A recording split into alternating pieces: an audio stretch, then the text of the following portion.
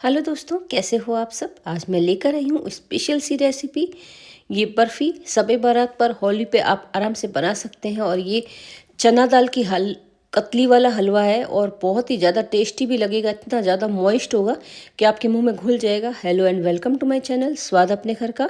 मैं अल्पना आज लेकर आई हूँ एक हलवा रेसिपी जिसे आप कतली के रूप में भी जमा सकते हैं। इसे हम बना रहे हैं चना दाल से। अब चना दाल का हलवा जब भी आप बनाएं तो चना दाल को आप भिगो लीजिएगा अच्छे से। यहाँ पे सिर्फ मैं 1 कटोरी चना दाल का ही उपयोग कर रही हूँ। आप चाहें तो इसे ज़्यादा बना सकते हैं। चना दाल को भिगोने से पहले इसको वॉश करना बहुत ज़्यादा ज़रूरी है। अब यहाँ पे आप देख सकते हो चना दाल में से कितना पानी निकल रहा है, मैला सा। तो इस पानी को निकाल कर हम इसको अच्छे से भिगोने के लिए छोड़ देंगे। चना दाल हमारी फूल चुकी है, आप देख सकते हो अच्छे से। इसके आराम से आप नाखून से दबाएंगे तो टुकड़े हो जाते हैं। तो ये अच्छे से फूली हुई दाल है। अब मैं इस दाल का आधा ही उपयोग करने वाली हूँ क्योंकि मैं ज़्यादा नहीं बना रही हूँ, क्योंकि मैंने आधे की सब्जी बना ली थी। अब इस तरह से मैं आधा इसमें डाल देती हूँ। माप को आपको ध्यान रखना होगा। अगर आप 1 कटोरी से बना रहे हैं तो उस हिसाब से चीनी डालिएगा। यहाँ मैंने पानी डाल दिया है। इसे हम अच्छे से उबालने वाले हैं और आप चाहें तो इसे दूध के साथ में भी उबाल सकते हैं। टेस्ट बहुत ही ज़्यादा अच्छा आएगा। और यहाँ पे मैं इसको ढककर पकाने वाली हूँ। अब चना दाल की बर्फ़ी बहुत अलग होगी बेसन की बर्फ़ी से, उसका स्वाद भी बहुत अलग होगा। और इस तरह की रेसिपी खाने में बहुत ज़्यादा हेल्दी भी रहती है और टेस्टी भी रहती है और बहुत कम घी में बन के तैयार होती है। तो इस तरह से ये उबलता रहेगा और आप इसको बीच बीच में थोड़ा थोड़ा हिलाते रहिएगा। आप चाहें तो इसके ऊपर से जो फ़ैन आ रहा है उससे निकाल के अलग कर सकते हैं। तो इस तरह से हमारा जो इसमें कोई केमिकल होगा तो वो भी निकल के बाहर निकल जाएगा। इसको हम उबालने के लिए रख देंगे। अच्छे से इसको पकाना बहुत ज़्यादा ज़रूरी है क्योंकि ये जो दाल है ये पकने में बहुत ज़्यादा टाइम लगती है। तो आप इसको धीमी गैस पर ही आप चला सकते हैं। मैंने यहाँ पे टेम्परेचर इसका 500 पे कर दिया था। चना दाल हमारी लगभग पक चुकी है। इसमें ना तो हमने नमक डाला है, ना हमने कोई कलर डाला है, ना हल्दी डाली, कुछ भी नहीं डाला है अभी तक इसमें। इसे हम खाली पानी में ही पका रहे हैं। अब इस तरह की रेसिपी बनेगी घर में तो बहुत आनंद आने वाला है क्योंकि ये कुछ अलग सी होगी। इसमें टेस्ट बेसन की बर्फ़ी जैसा नहीं आएगा, इसका अपना अलग ही टेस्ट होगा। और खाने में ये इतनी ज़्यादा मॉइस्ट होगी कि आपके मुँह में घुल जाएगी। तो यहाँ हमारी दाल पक चुकी है। इसका पानी मैंने जो एक्स्ट्रा था वो निकाल दिया। अब इसी पानी में मैं इसको पकाने वाली हूँ। अब आप सिम गैस करके इसको छोड़ सकते हैं और थोड़ी देर में इसका सारा पानी ये दाल सोख लेगी। तो इस तरह से ये दाल पक के तैयार हो गई हमारी। आप देख सकते हो एक एक दाना खिला खिला सा है हमारा। इस दाल को हम जार में डाल देते हैं। हम पीसने वाले हैं इस दाल को। और इस दाल के साथ में आप ड्राई फ्रूट्स का भी उपयोग कर सकते हैं और आप इसके साथ में नारियल का भी उपयोग कर सकते हैं। बहुत अच्छा सा टेस्ट आएगा। अब इस तरह की रेसिपी होगी और होली पे बनाएंगे आप तो सबको बहुत अलग सा लगेगा कि आपने अलग सी मिठाई बनाई है। तो चना दाल को हमने पल्स मोड पे दरदरा ही चलाया, ज़्यादा इसको महीन नहीं किया। आप देख सकते हो इसका टेक्सचर कैसा है। ये दानेदार दाल हो जाएगी आपकी। इसे हम निकाल लेते हैं। इससे थोड़ी देर में इसको हवा लगाने के लिए छोड़ दूंगी ताकि ये हल्का सा दरदरा सा मिश्रण तैयार हो जाएगा। अब आप देख सकते हो सारा मैंने इसको बाउल में निकाल दिया है। इसको चम्मच से हिलाकर इसको सेट कर देंगे। अब ये जो रेसिपी बनेगी बहुत अच्छी प्रिपेयर होगी तो मैं उसी पैन का यूज़ करने वाली हूँ। मैंने उसको धो के फिर से चढ़ा दिया है। ये भारी तले का पैन है तो आपको यहाँ पे सेकने में बिल्कुल भी प्रॉब्लम नहीं होगी। आपके घर में जो भारी तले का पैन हो उसी पे हलवा बनाइएगा। यहाँ पे मैंने डाला है घी, लगभग आधा कटोरी घी में ही ये बन के तैयार हो जाएगा आपका। इस मिश्रण को हम घी में डाल देते हैं। अब घी की मात्रा आपके ऊपर डिपेंड करती है आप कितना घी डालना चाहते हैं। ये कम घी में भी बन के तैयार हो जाएगा और स्वाद वैसा ही रहेगा, कोई टेंशन नहीं है। तो यहाँ इसको अच्छे से हमने सेकना है। अभी आपको इस हलवे का कलर लाइट दिख रहा है पर बाद में जब हम इसमें केसर और कलर मिलाएंगे तो इसका कलर एकदम बढ़िया सा निकल के आ जाएगा। और इसको सेकना बहुत ज़्यादा ज़रूरी है। जैसे जैसे इसकी सिकाई होती रहेगी इसका कलर भी बदलता रहेगा, देखिएगा। और इसकी खुशबू भी आपके घर में बहुत अच्छी आने लगेगी। अब इस तरह से मैं इसको चलाती रहूँगी। अभी मुझे थोड़ा सा घी कम लग रहा था तो मैंने इसमें थोड़ा सा घी और मिला देना है। कुल मिला के मैंने सिर्फ इसमें आधा कटोरी ही घी डाला है, ज़्यादा घी नहीं डाला है। घी डालने से एक अच्छा होता है, एक तो इसकी लौच बनी रहती है और एक इसमें खुशबू भी बहुत अच्छी आती है और इसको आपको सीखने में भी कोई ज़्यादा दिक्कत नहीं होने वाली है। तो इस तरह से आप इसको चलाते रहिएगा। आप देख सकते हो दाल हमारी सिक चुकी है और इसको चलाती जा रही थी। अब आप जो टेम्परेचर है उसको सिम पे ही रखिएगा, क्योंकि अगर आपने हाई फ्लेम पे किया तो आपका ये जलने लग जाएगा और फिर उसका स्वाद अच्छा नहीं आएगा। और चने की दाल का जो हलवा कतली वाला बनता है उसे आप बर्फ़ी के रूप में भी खा सकते हैं और हलवा के रूप में भी खा सकते हैं। तो हमारा ये आप देख सकते हो सिक चुका है और उसकी खुशबू भी बहुत अच्छी आएगी। जब भी आप किसी चीज़ को बनाते हैं तो उसका जो एरोमा निकल के आता है वही बहुत अच्छा लगता है। तो उससे आपके घर में एक माहौल भी बन जाता है और ऐसा लगता है कुछ मिठाई बन रही है, तो सब किचन के सराउंडिंग घूमने भी लगते हैं। आपको इसे धीमे धीमे चलाते रहना बहुत ज़्यादा ज़रूरी है। अगर आपने नहीं चलाया तो फिर आप देख सकते हो पैन में नीचे से एक परत जैसी जमने लग रही है, तो आप इसे चलाते रहिएगा। जैसे जैसे आप इसको चलाएंगे जो इसका वाटर कंटेंट है, मॉइस्चर है, वो निकलता जाएगा और इसमें घी ही रह जाएगा। जब आपका ये घी छोड़ देगा जब आप इसको बंद कर दीजिएगा।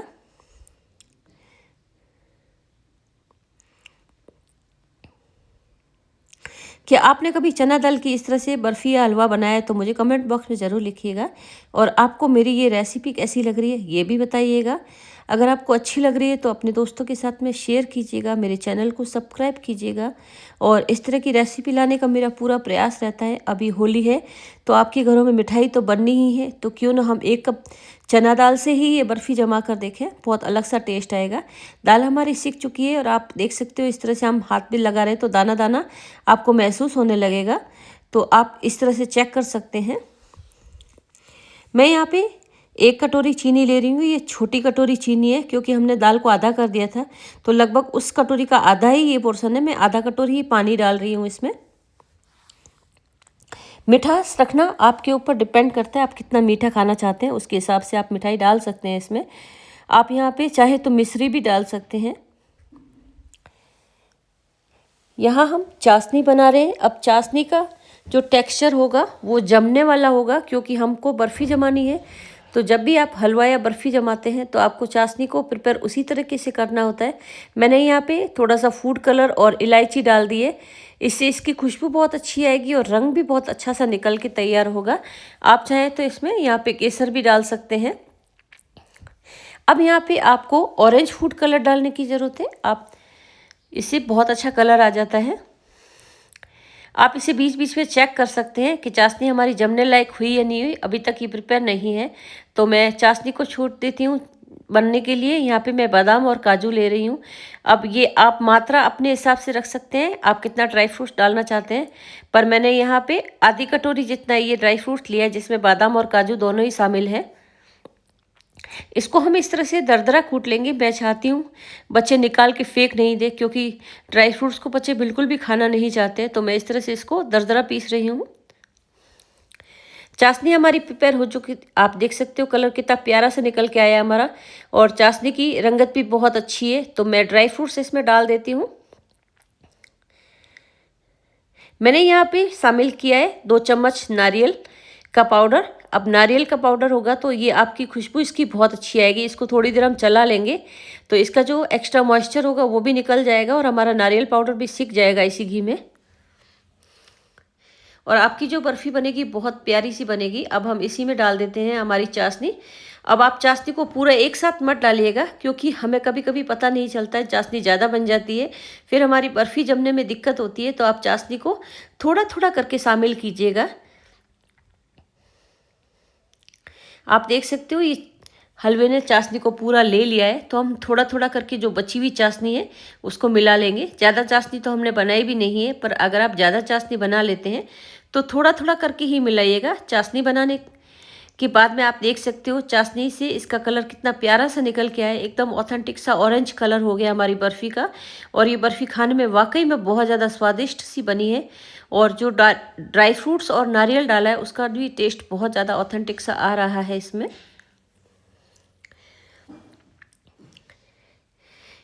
सारी चाशनी हमारे हलवे ने ले लिए, तो आप इस तरह से इस स्टेज पे हलवा भी दे सकते हैं सबको खाने के लिए। पर मैं यहाँ इसकी कतली जमा रही हूँ, तो हमारा चना दाल का कतली वाला हलवा है।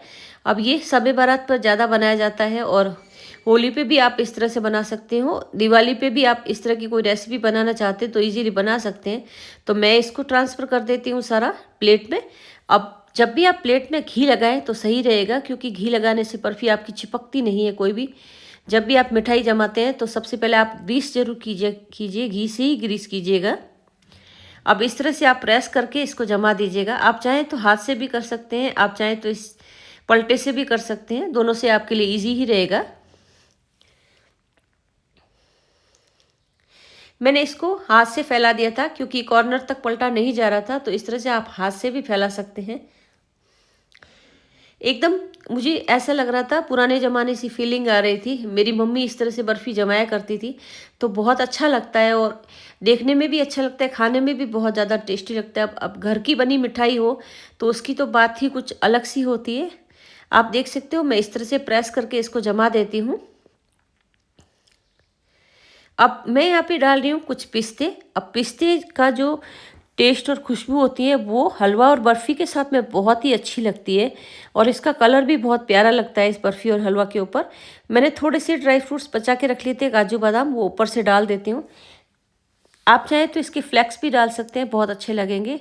हमारी प्लेट तो प्रिपेयर हो ही गई है। मैं इसको ड्राई फ्रूट्स को भी थोड़ा सा पलटे से सेट कर दूंगी, और इसको मैंने ठंडा करने के लिए रख दिया था। लगभग आप इसे आधा घंटा ज़रूर ठंडा कीजिएगा, गर्म में मत काटिएगा, क्योंकि ये बर्फ़ी हार्ड नहीं होगी, तो आप इजीली इसे किसी भी टाइम काट सकते हैं। अब मैं यहाँ पे कतली की शेप में काटने वाली हूँ, तो मैं इस तरह से इसको अभी सीधा काट रही हूँ। कतली की शेप काटने के लिए आपको प्लेट को वापस से चेंज करके और आपको तिरछा काटना होता है। कई बार मेरे साथ में भी ऐसा हुआ है, मैं कतली काटते काटते स्क्वायर शेप काटने लग जाती हूँ, पर इस बार मैंने पूरा ध्यान रखा क्योंकि कतली शेप काटनी थी तो कुछ अलग सा ही शेप निकल के आता है। अब आप देख सकते हो कितनी प्यारी से हमारी कतली बन के तैयार हुई है, और एकदम परफेक्ट हमारा हलवा बनके तैयार हुआ है। तो कतली वाला हलवा आपको कैसा लगा, और चने की दाल की ये रेसिपी आपको बहुत टेस्टी भी लगेगी। आप ज़रूर एक बार मेरे कहने पे बना के देखिएगा। अंदर से आप इसका टेक्सचर देख सकते हैं, एकदम से ये पका हुआ है, बिल्कुल भी कच्चा नहीं है, और सॉफ्ट भी बहुत है, मुंह में घुल जाएगा आपके। तो यहाँ हम इस तरह से प्रेजेंट करेंगे तो बहुत ही अच्छा लगेगा। अब सही अंदाज में सही चीज़ें खाई जाए तो बहुत ही ज़्यादा टेस्टी लगती है, और आप इसे इजीली बना सकते हैं। तो इस बार होली पे आप ये ज़रूर ट्राई कीजिएगा। ये रेसिपी बहुत ही शानदार बनके तैयार होगी। तो आपको मेरी रेसिपी कैसी लगी ये ज़रूर बताइएगा। Thanks for watching. आप बने रहे, हाइप ज़रूर कीजिएगा, और फिर मिलूँगी आपसे एक रेसिपी के साथ में। Thank you.